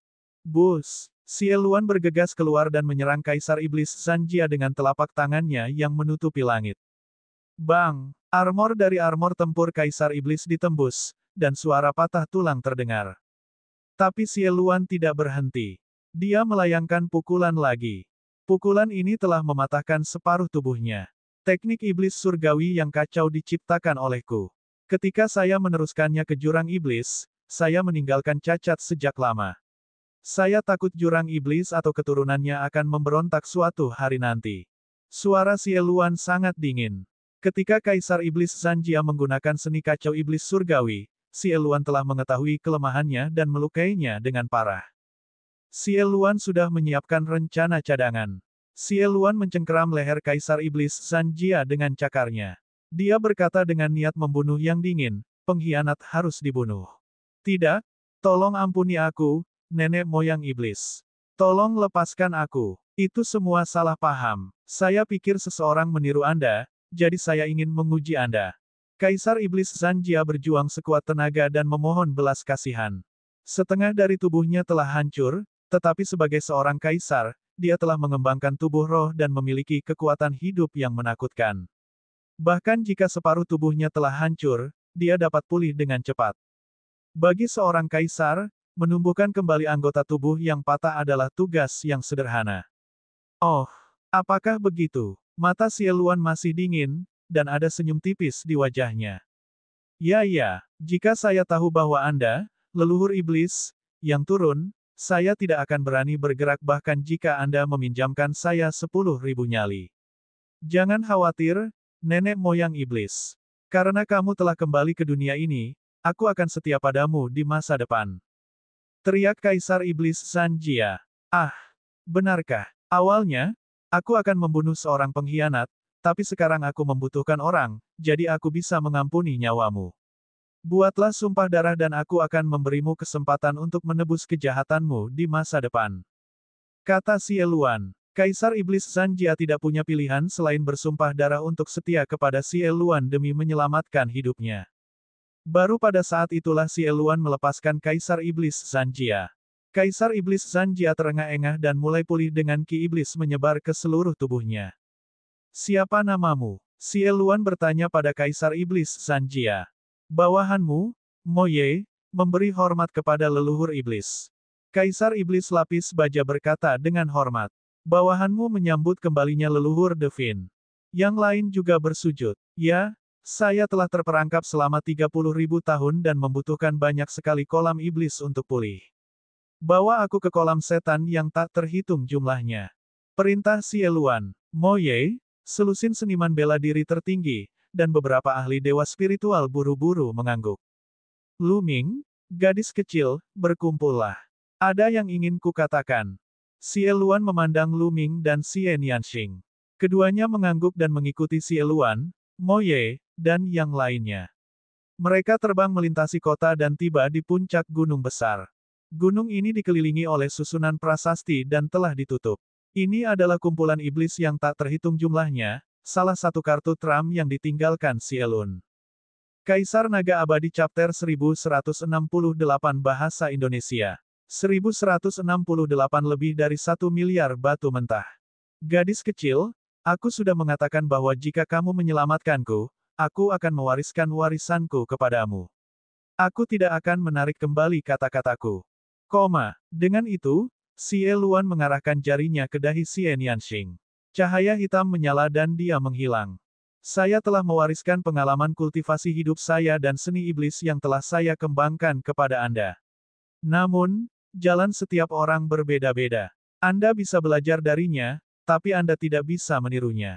Juga, ada istana iblis di sini. Anda bisa memasukinya dan mengolahnya. Ini akan sangat bermanfaat untuk kultivasi Anda. Kata Xie Luan. Xie Nianxing memejamkan mata dan merasakannya sejenak. Kemudian, dia mengangguk dan menangkupkan tinjunya. Terima kasih banyak, senior. Haha. Meski kami terpisah lebih dari 30.000 tahun, nasib kami serupa. Tidak perlu sopan. Xie Luan tertawa. Jantung Luming berdetak kencang. Xie Luan ini adalah orang yang menepati janjinya. Sejujurnya, meskipun Luming memiliki ide untuk meminjam kekuatan Xie Luan selama ini, dia selalu mewaspadai Xie Luan. Saat ini, kewaspadaannya sedikit berkurang. Pada saat ini, Xie Luan memandang Luming. Demoniki berkumpul di telapak tangannya dan mengembun menjadi token hitam. Dia menyerahkannya kepada Luming, lalu menoleh ke Moye dan yang lainnya. Saudara Luming adalah dermawan saya. Mulai sekarang, melihatnya sama saja dengan melihatku. Dia bisa pergi kemana saja di jurang setan yang tak terhitung jumlahnya dengan bebas. Apakah kamu mengerti? Bawahanmu mengerti. Moye dan yang lainnya membungkuk dan menerima perintah itu. Juga, sekarang dunia luar sedang dalam kekacauan, kirim orang untuk mengawasi dunia luar. Saat aku keluar dari kolam iblis yang tak terhitung jumlahnya, aku akan membawamu keluar dari kolam iblis yang tak terhitung jumlahnya dan mendominasi daratan hutan belantara surgawi. Xie Luan menyatakan dengan lantang, penuh percaya diri. Nenek moyang iblis tidak terkalahkan. Kami akan mematuhi perintah nenek moyang iblis. Moye dan yang lainnya membungkuk sekali lagi. Xie Luan mengangguk, lalu berbalik ke tengah gunung dan melangkah maju. Formasi itu sepertinya mengenalinya, dan mereka tidak bereaksi sama sekali. Segera, dia pergi. Moye dan yang lainnya diam-diam terkejut. Pembentukan kolam iblis yang tak terhitung jumlahnya sangat menakutkan. Bahkan seorang kaisar seperti Moye tidak dapat menerobosnya. Namun, Xie Luan memasukinya dengan mudah. Jelas sekali bahwa ini adalah rencana cadangan yang ditinggalkan oleh Xie Luan. Tuan Muda Lu, Nyonya Xie, leluhur iblis perlu waktu untuk pulih. Kalian berdua bisa berjalan-jalan dengan bebas. Jika kamu butuh sesuatu, cari saja aku. Moye memandang Luming dan Xie Nianxing dan tersenyum. Dia tahu bahwa Xie Luan sangat menghormati Luming dan Xie Nianxing. Dia bahkan telah mewariskan keahliannya kepada Xian Yanxing di depan mereka. Tentu saja, dia harus memperlakukan mereka dengan hormat. Kaisar Iblis terlalu sopan. Tolong pergilah. Jika ada sesuatu, aku akan pergi dan mengganggumu. Lu Ming tersenyum. Baik-baik saja maka. Kalian silakan berjalan-jalan. Kami tidak akan mengganggumu lebih jauh lagi. Ayo pergi, kata Mo Ye. Dia kemudian meninggalkan tempat itu bersama yang lain dan mengatur agar orang-orang keluar dan mengumpulkan informasi. King kecil, ayo jalan-jalan. Lu Ming memegang tangan Xian Yanxing dan berkata, baiklah. Xian Yanxing mengangguk. Keduanya berpegangan tangan dan berjalan di udara, berjalan-jalan dengan santai. Sekarang Xie Luan semakin pulih, pengekangan prasasti penekan penjara terhadap dirinya semakin kecil. Namun, dia tidak lagi terpengaruh oleh Lu Ming. Keduanya berjalan santai dan mengobrol. Selama kurun waktu ini, mereka berlarian dan tidak mengenal satu sama lain dengan baik. Di puncak gunung, keduanya bersandar satu sama lain, mengabaikan angin cerah dan wajah Buddha. Keduanya diam-diam menikmati kedamaian dan ketenangan ini. Dalam sekejap mata, 3 hari telah berlalu. Dalam 3 hari ini, keduanya tidak berkultivasi dan hanya menghabiskan waktu bersama dengan tenang.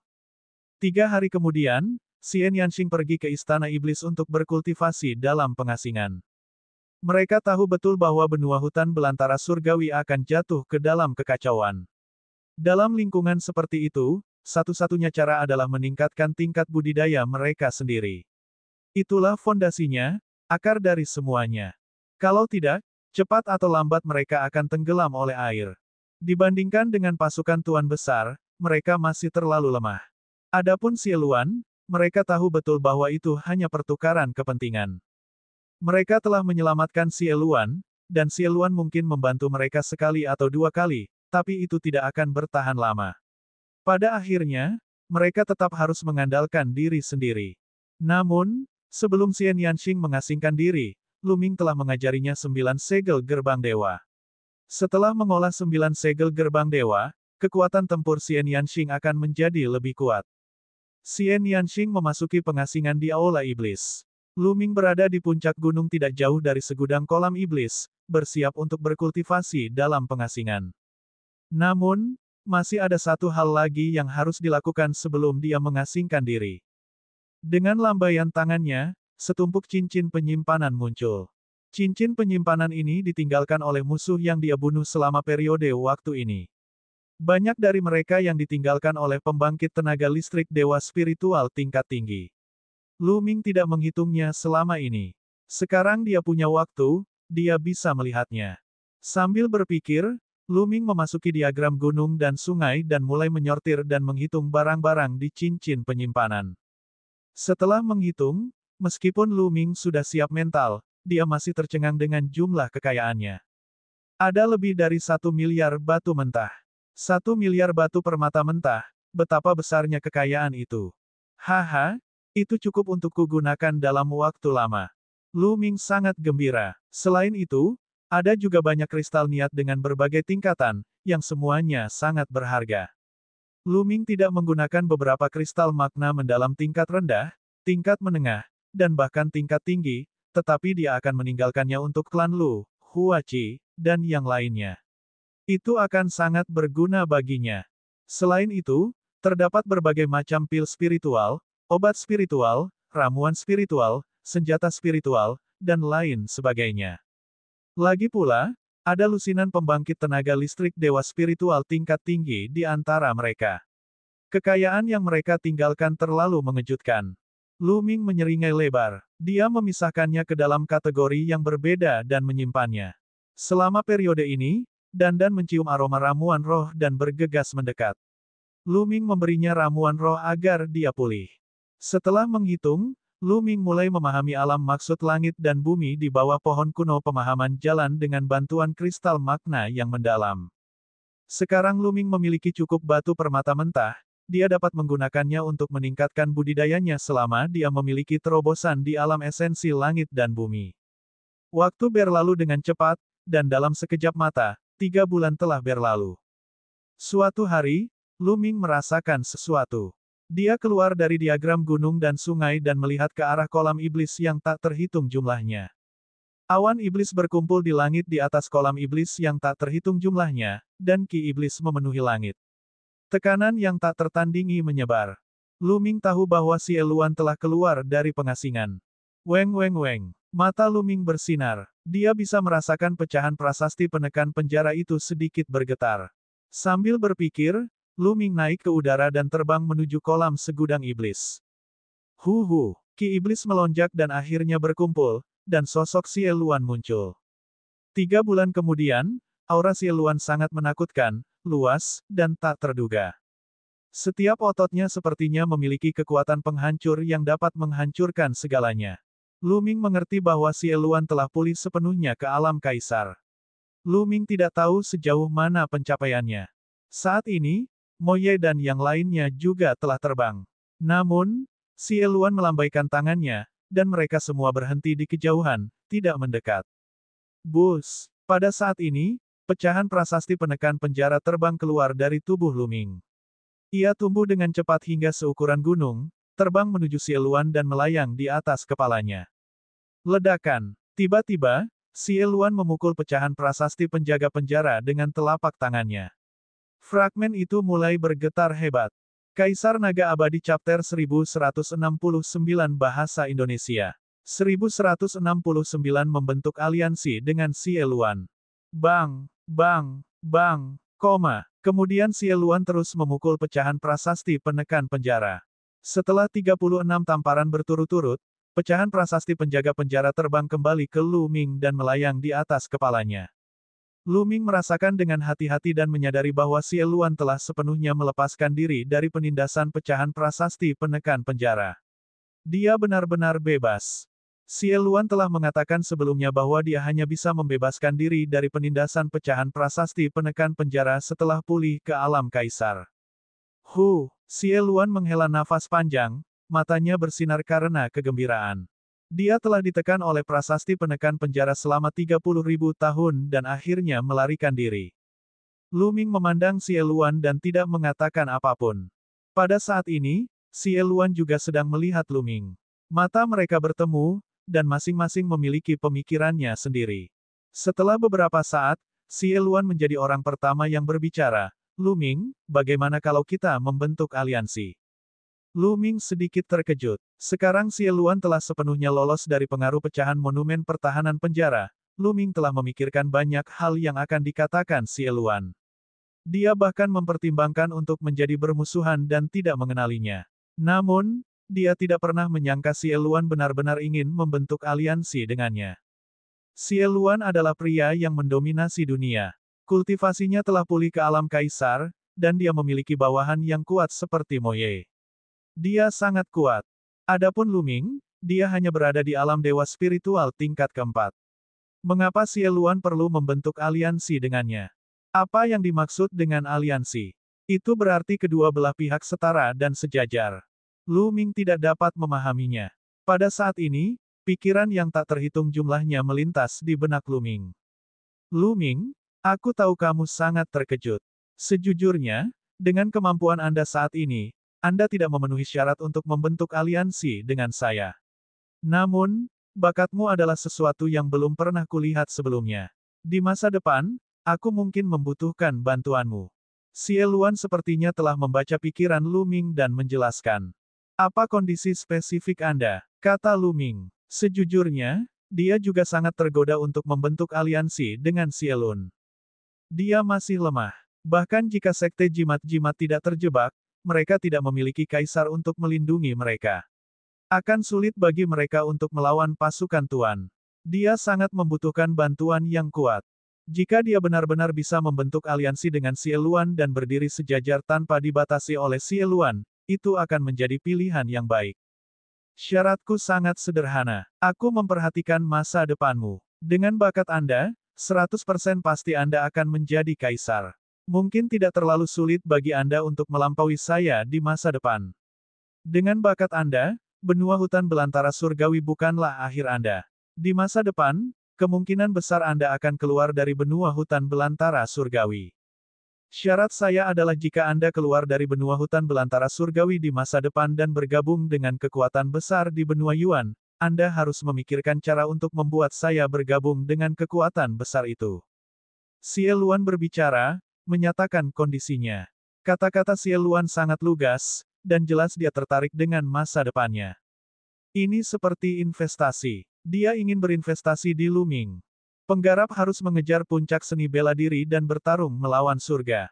Kaisar hidup selama 10.000 tahun, paling lama 20.000 tahun, sebelum ia berubah menjadi secangkir tanah kuning. Hanya dengan menerobos ke alam yang lebih tinggi dia dapat berjuang untuk umur panjang. Dikatakan bahwa orang suci dapat hidup selama 100.000 tahun. Seberapa riangnya itu? Hanya kultivasi yang nyata, yang lainnya hanyalah judul kosong. Sayang sekali saya telah ditekan selama 30.000 tahun. Aku sudah lama melewati usia puncakku.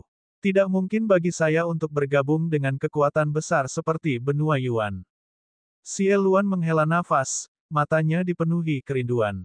Puncak seni bela diri dan umur yang lebih panjang adalah tujuan seumur hidup setiap kultivator.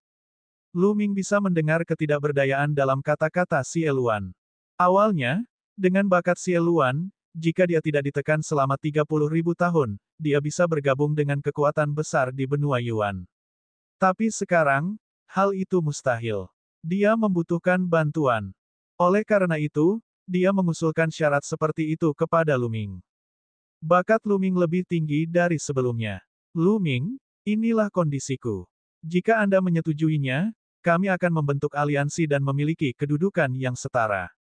Kekuatanku adalah milikmu. Saya dapat membantu Anda menghadapi musuh yang kuat. Saya yakin Anda telah menyinggung banyak musuh kuat sepanjang perjalanan. Xie Luan menatap Lu Ming. Baiklah, aku berjanji padamu. Lu Ming merenung sejenak dan mengangguk. Xie Luan telah menjelaskannya dengan sangat jelas. Faktanya, ini adalah pertukaran kepentingan. Terkadang, Lu Ming lebih percaya pada pertukaran kepentingan. Ini lebih nyata. Lu Ming tidak percaya bahwa Xie Lai telah setuju untuk membentuk aliansi dengannya sebagai ucapan terima kasih karena telah menyelamatkan nyawanya.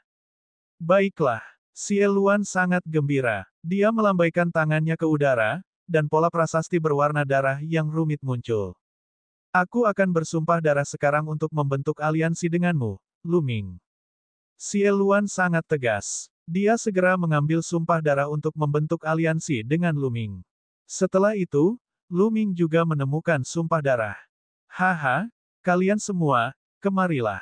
Xie Luan menoleh ke Mo Ye dan yang lainnya. Mo Ye dan yang lainnya terbang. Seperti yang Anda lihat, Lu Ming dan saya telah membentuk aliansi dan memiliki kedudukan yang setara. Saya menyatakan bahwa mulai sekarang, Lu Ming dan saya akan menjadi panglima tertinggi. Dia akan memiliki otoritas yang sama dengan saya. Di masa depan, ketika kamu melihatnya, itu sama saja dengan melihatku. Apakah kamu mengerti? Petik 2. Perintah Xie Luan. Bawahanmu mengerti. Meskipun Mo Ye dan yang lainnya memiliki ribuan pertanyaan di hati mereka, mereka hanya bisa mengangguk. Apakah bakat pemuda ini benar-benar lebih tinggi dari nenek moyang Devin? Mo Ye dan yang lainnya sulit mempercayainya. Mo Ye, selama periode waktu ini, kamu telah mengirim orang untuk mengumpulkan informasi tentang dunia luar. Bagaimana situasi di benua tengah sekarang? Xie Luan bertanya. Itu kacau. Dunia luar sedang dalam kekacauan. Segera, Mo Ye mulai memperkenalkan informasi yang dia kumpulkan selama periode waktu ini. Sejak Xie Luan mengambil token Raja Surgawi di Kota Suci, pertempuran antar kaisar telah dimulai. Kematian Wu Jue dan Wu Huang mengejutkan dunia. Setelah itu, para kaisar dari berbagai pasukan tuan di benua tengah semuanya pindah dan berkumpul di Kota Suci, ingin bertarung demi token Raja Surgawi. Pada akhirnya, keluarga kerajaan ditekan untuk menyerahkan token Raja Surgawi. Hal ini mengakibatkan perang yang menghancurkan bumi antar kaisar. Pertempuran itu bisa dikatakan sebagai pertempuran paling intens dan brutal sejak pemberontakan Xie Luan 30.000 tahun lalu. Ada lebih dari 20 penguasa dalam pertempuran tersebut, dan itu adalah pertempuran yang menakutkan. Banyak kaisar yang terluka dalam pertempuran itu, dan 2 di antaranya bahkan tewas di tempat. Pada akhirnya, token Raja Surgawi jatuh ke tangan surga yang menekan tentara surgawi. Setelah pertempuran ini, benua tengah berada dalam kekacauan total. Pertama, keluarga kerajaan, keluarga Xie, mengumpulkan sekutu mereka dan mengirimkan pasukan besar untuk menyerang tentara surgawi yang menekan surga. Tak mau kalah, tentara dewa penekan surga juga bersatu dengan sekutunya dan memobilisasi tentara untuk berperang melawan keluarga kerajaan. Pasukan tuan lainnya yang tidak berpartisipasi dalam pertarungan antara kedua kekuatan tersebut juga mulai saling menyerang. Di masa lalu, meskipun ada gesekan terus-menerus antara kekuatan-kekuatan besar, hal itu masih dikendalikan dalam skala kecil dan keseimbangan tetap terjaga. Namun, pertarungan memperebutkan token Raja Surgawi telah benar-benar merusak keseimbangan. Keluarga kerajaan dan keluarga Xie bertarung satu sama lain, dan pasukan tuan yang tersisa juga mengambil kesempatan untuk memperluas kekuatan mereka. Hampir semua kekuatan di benua tengah terlibat. Kaisar Naga Abadi Chapter 1170 Bahasa Indonesia 1170 Luming memerintah, tentara keluar. Keluarga Jidan Kastil Elang Langit adalah yang paling menderita. Ini karena dalam pertarungan memperebutkan token Raja Surgawi, dua kaisar yang jatuh adalah kaisar dari keluarga Jidan Kastil Elang Langit. Kedua kekuatan ini masing-masing hanya memiliki satu kaisar. Sekarang setelah kaisar mereka jatuh, mereka secara alami menjadi populer di mata kekuatan lain. Saat ini, kedua kekuatan tuan besar ini telah dihancurkan. Dari 18 pasukan tuan di benua tengah, hanya 16 yang tersisa. Betapa kejamnya kekuatan tuan besar dihancurkan begitu saja. Bagaimana kekuatan di sekitar alam kacau? Lu Ming bertanya. Mo Ye menjawab dengan jujur, aula berdarah dingin dan sekte Gunung Terapung adalah yang paling dekat dengan alam kacau. Setelah kematian Raja Elang, Hall yang berdarah dingin adalah orang pertama yang bereaksi. Mereka segera mengirimkan pasukan untuk menyerang Kastil Elang Langit dan membagi sebagian besar wilayah. Beberapa ahli di Kastil Elang Langit juga menyerah kepada aula berdarah dingin, yang sangat meningkatkan kekuatan mereka. Sekarang, Hall berdarah dingin bertarung dengan Sekte Gunung Terapung. Tampaknya aula berdarah dingin bahkan telah menyerang markas besar Sekte Gunung Terapung. Aula darah dingin. Mata Luming berkilat dingin. Hall berdarah dingin selalu menaruh dendam padanya. Bagaimana wilayah lainnya? Apakah mereka bertengkar? Xie Luan bertanya. Dataran utara telah berperang, ketika berbagai kaisar bertempur demi token Raja Surgawi, para kaisar dataran utara berpartisipasi, tetapi sekarang, dataran utara tampaknya berada dalam perang internal, berbagai kekuatan di dataran utara saling bertarung, mereka tidak ikut campur dalam urusan benua tengah. Namun, Gurun Barat, dunia bawah selatan, dan wilayah tandus di timur belum berpartisipasi dalam pertempuran tersebut, dan tidak ada kaisar yang mencoba merebut token Raja Surgawi. Jawab Mo Ye, baik wilayah selatan bawah maupun wilayah tandus timur tidak berpartisipasi dalam pertempuran. Lu Ming dan Xie Luan sedikit terkejut.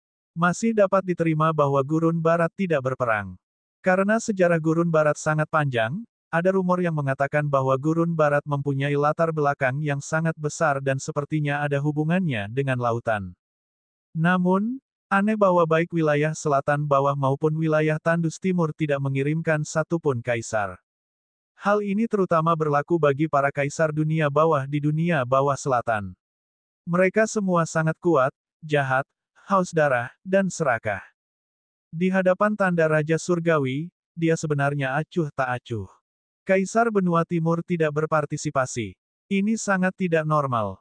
Senior, apa yang harus kita lakukan sekarang? Setelah merenung sejenak, Lu Ming bertanya pada Xie Luan. Ke Northern Plains, haha, sebaiknya ku beritahukan padamu, aku punya rencana cadangan di Northern Plains. Kekuatan Overlord dari Northern Plains, Demon God Valley, adalah salah satunya. Pertama-tama kita akan pergi ke dataran utara dan menyatukan semua kekuatan di sana, lalu kita akan duduk di gunung dan menyaksikan pertarungan macan, kita akan membuat rencana setelah melihat situasi di benua tengah. Xie Luan tertawa, Lu Ming diam-diam terkejut. Pihak lain memang adalah prajurit Dewa Surga yang kacau. Dia menyebabkan dinasti suci kuno, yang berada pada puncaknya, runtuh. Dia benar-benar tidak terduga. Bahkan jika dia ditekan, dia telah meninggalkan serangkaian rencana cadangan.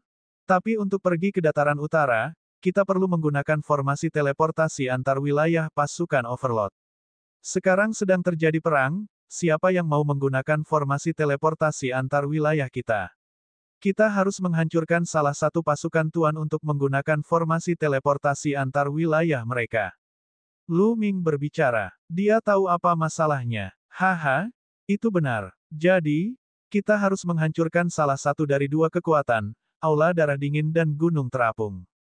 Lu Ming, menurutmu yang mana yang harus kita hancurkan? Petik 2. Kata Xie Luan. Ayo hancurkan hall yang berdarah dingin. Saya memiliki sejarah dengan Sekte Gunung Terapung. Mungkin kita bisa membentuk aliansi. Kata Lu Ming. Baiklah, ayo hancurkan hall yang berdarah dingin. Mo Ye, kumpulkan pasukan dan segera berangkat. Perintah Xie Luan. Mo Ye dan yang lainnya pergi mengumpulkan tentara sementara Lu Ming berjalan di udara dan tiba di depan aula kuno yang tinggi. Istana kuno ini adalah istana iblis, tempat Xian Yanxing mengasingkan diri. Tidak lama setelah kedatangan Lu Ming, Xian Yanxing muncul di pintu masuk aula kuno. Xiao Qing, ayo pergi. Aku akan membawamu kembali ke benua timur. Dia berkata. Lu Ming menarik tangan Xian Yanxing. Lu Ming punya tujuan lain untuk pertempuran ini. Jika aula berdarah dingin dihancurkan, Lu Ming dapat menggunakan formasi teleportasi lintas wilayah untuk terhubung dengan Sekte Jimat-Jimat. Dalam hal ini, Sekte Jimat-Jimat dapat menggunakan formasi teleportasi lintas wilayah untuk memindahkan orang langsung ke aula berdarah dingin. Dalam hal ini, Sekte Jimat-Jimat akan mampu menyelesaikan masalah mereka. Bahkan jika Di Yi berhasil menembus formasi Yin dan Yang, dia tidak akan takut. Selain itu, Lu Ming juga ingin melihat apakah dia bisa menggunakan kekuatan Xie Lun dan Mo Ye, dua kaisar iblis, untuk menyingkirkan Di Yi. Jika dia bisa menyingkirkan Di Yi, dia akan mampu menyingkirkan semua masalah di masa depan. Lu Ming, apakah Xie Luan sudah pulih? Xian Yanxing bertanya, matanya dipenuhi kekhawatiran. Jelas sekali, Xian Yanxing juga tidak mempercayai Xie Luan. Xie Luan adalah kaisar iblis yang menyebabkan kekacauan di dunia. Jika dia pulih sepenuhnya dan melepaskan belenggu prasasti penekan penjara, siapa yang tahu apa yang akan dia lakukan? Xian Yanxing juga sedikit khawatir. Jangan khawatir, Xie Luan dan aku sudah membentuk aliansi.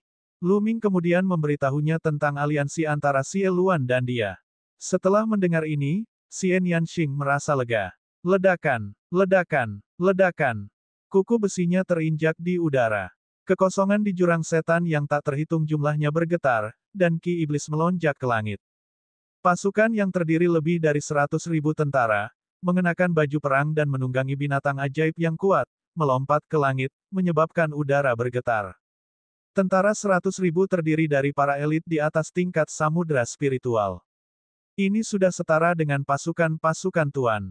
Pasukan-pasukan Tuan memiliki lautan roh sebagai prajuritnya, embrio roh sebagai batangnya, dan dewa roh sebagai jenderalnya. Mereka bisa menghancurkan langit dan bumi. 100.000 orang, menunggangi binatang ajaib, berkumpul di langit di atas kota. Di garis depan, Lu Ming dan Xie Luan berdiri berdampingan. Sedikit di belakang mereka adalah Xian Yanxing, Mo Ye, dan selusin seniman bela diri agung lainnya. Pertempuran ini adalah pertempuran pertama kita. Setelah pertempuran ini, kita akan keluar dari jurang setan yang tak terhitung jumlahnya dan membuat nama kita terkenal di daratan hutan belantara dewa yang luas. Apakah Anda memiliki kepercayaan diri? Petik 2. Suara Xie Luan terdengar dari kejauhan. Ada, tentara 100.000 meraung, momentum mereka mengguncang langit. Baiklah, target kita adalah pasukan Tuan, Aula Berdarah Dingin. Kami telah menerima kabar bahwa kekuatan utama Aula Berdarah Dingin saat ini sedang mengepung Gunung Terapung dan bertempur di sana. Kami akan dibagi menjadi dua kelompok. Satu kelompok akan dipimpin oleh Lu Ming untuk mengepung dan membunuh tentara Aula Berdarah Dingin yang menyerang Gunung Terapung dengan Mo Ye sebagai pendukung. Kelompok lain akan mengikutiku untuk menyerang markas Hall Berdarah Dingin. Ayo pergi. Setelah pengumuman Xie Luan, Angkatan Darat berangkat. Ayo pergi. Lu Ming memimpin pasukan militer utama dan berangkat lebih dulu, langsung menuju Gunung Terapung. Ledakan, ledakan, ledakan. Sebanyak 80.000 tentara mengendarai binatang iblis dan mengikuti Lu Ming keluar dari jurang setan yang tak terhitung jumlahnya, terbang menuju Gunung Terapung. Lu Ming mengendarai binatang iblis dewa spiritual yang sempurna dan terbang di depan. Saat dia melihat ke arah tentara di belakangnya, matanya dipenuhi dengan antisipasi. Lu Ming mengerti bahwa tentara ini bukan miliknya. Itu milik Xie Luan. Dia masih lemah sekarang, tapi Lu Ming yakin bahwa dia akan mampu mendominasi benua hutan belantara surgawi segera. Dia akan memiliki pasukannya yang tak terkalahkan dan menaklukkan dunia. Hari ini tidak akan lama lagi. Mata Lu Ming dipenuhi keyakinan. Begitu mereka keluar dari wilayah kacau, Mo Ye mengeluarkan kapal perang besar. 80.000 tentara menaiki kapal perang. Mo Ye mengendalikan kapal perang dan terbang menuju Gunung Terapung. Tentu saja, mereka tidak bisa terbang ke Gunung Terapung itu, karena jaraknya terlalu jauh. Banyak prajurit alam lautan jiwa yang perlu terbang dalam waktu lama, tetapi dengan kapal perang Mo Ye, itu akan jauh lebih cepat. Kapal perang jenis ini awalnya disempurnakan untuk digunakan dalam pertempuran besar. Terkadang, ketika formasi teleportasi tidak bisa beroperasi, kapal perang digunakan untuk mengangkut pasukan.